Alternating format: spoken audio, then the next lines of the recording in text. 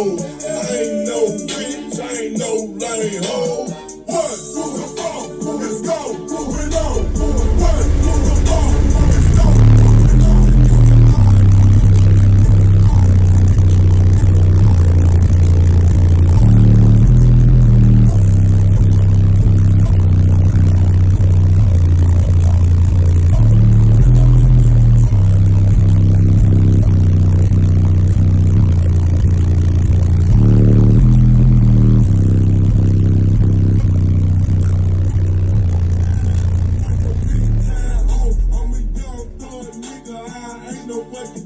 If I ain't no lame nigga, what the fuck you eyes for? Talking all that shit, bitch, take it outside. Pop it about 3 times at the turnpike.